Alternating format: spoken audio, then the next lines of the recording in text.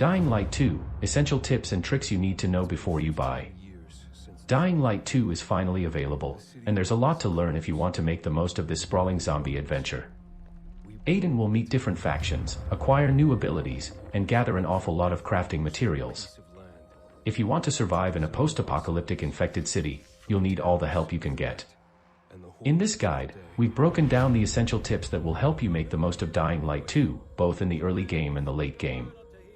If you want more detailed tips, make sure to check our list of the best skills in Dying Light 2. When exploring the open world, you will occasionally hear a voice line alerting you that a GRE container is nearby. GRE containers contain inhibitors, and inhibitors are the upgrade materials you need to increase your health and stamina, and get more skill points to spend on new abilities. Needless to say, GRE containers might be the most important collectible in the game. Many containers will be inaccessible until you unlock new parkour skills or items, such as the paraglider and grapple hook, but once all the necessary components are in place, cleaning GRE containers up around the map can feel very satisfying, and comes with rapid growth. Avoiding fighting while you can. Beating in weaker infected creatures can be solid practice for your suite of skills and abilities, but there's not much in it for you. Wandering around by day cracking skulls sounds like fun, but ultimately it just does damage to your weapon and you won't find much worthwhile on infected corpses. By day, when you can run, there is really no reason to hunt down infected hordes and wipe them out. You can leave all of that to the peacekeepers. You have very little to gain unless you're hunting down a special infected. By night, however. Night hunting. Going out at night and hunting down infected is a very different experience to running around during the day. Yes, you will have to watch your infection level, which must be controlled either with UV light or items like UV mushrooms, but in return, you will receive a boost to your abilities and earned XP. If you really want to grind up a few levels, try running around the city streets at night. You're much more likely to run into rare infected carrying loot, and you will get a nice XP boost for all of the fighting you'll do. There are also a fair few places that are best explored at night, such as dark zones. Dark zones are indoor areas that are far more dangerous by day than they are at night. As you know, the infected hate UV light, and when exposed to it they move more slowly and act less aggressively, so many of them retreat indoors. If you head indoors during the day, you'll find plenty of infected. If you see curtains billowing out of a window, it's probably a dark zone. These locations will be marked on your map. During the day these places will be vicious, but at night most of the infected will move outside, allowing you to covertly infiltrate and steal any loot for yourself. Just be careful not to get yourself ambushed by the infected that remain inside. Manage your clothing. You have a limited amount of space to carry gear, and while you may drop your weapons and other items on the ground in a pinch, the same doesn't go for your clothing.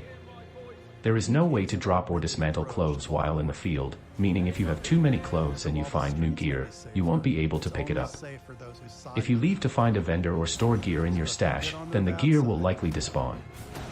As a result, you need to make sure you are only carrying the clothing you need when exploring the world, otherwise you run the risk of not being able to pick up and equip high-level gear you may encounter. Save yourself the disappointment and ensure you have all the space you need before leaving your home base. On that note, visit home base. Home bases and safe houses usually have a bed, a vendor, and a stash, all of which will become invaluable during your journey. We've already outlined why you should be making use of your stash, and the usefulness of vendors really speak for themselves, supplying medicine and gear you need. The bed is understated, however. Jumping into bed can enable you to change the time of day, swapping quickly to morning or night. This allows you to swap to morning if you want to tackle main quests and move across the city, or to night if you're instead looking to do some hunting or engage in some night-only side quests. By medicine. There isn't actually much worth spending your money on other than gear or medicine, and you are able to find or craft enough of that in the field, usually. However, that's also a time sink of its own. Crafting medicine is a time-consuming task, just because you have to gather the necessary materials. If you're finding yourself with plenty of cash to spend and nothing to spend it on in particular, stock up on medicine. It'll save you time farming for materials, and you won't be left in a tough situation should you ever run out. Paraglider and grapple hook. Dying Light 2 gets far more exciting once you unlock both the paraglider and grapple hook, and you already imagine why.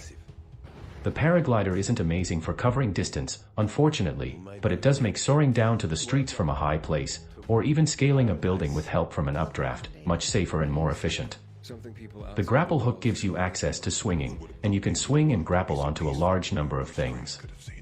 The grapple hook is far more important in the second map, where scaling tall buildings can be cumbersome without both of these tools, but they're useful everywhere you will go. As a result, rushing through the main story to pick up both of these items, before going back for side quests, isn't a bad idea. Thank you for watching, and make sure to subscribe and to like, as it helps a lot.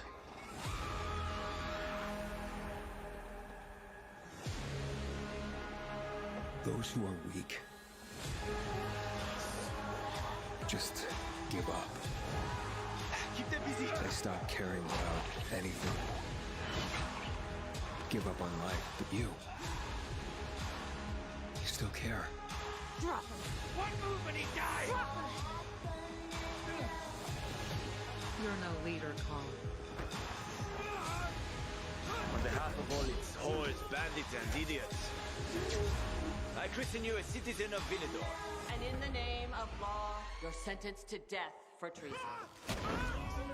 I know what loss is like. Talking about someone in particular?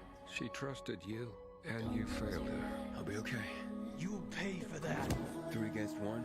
I like those odds. Count again. Sometimes you have to become a monster to stay human. None. A little boy wants to pretend he's a grown-up. A precious little boy.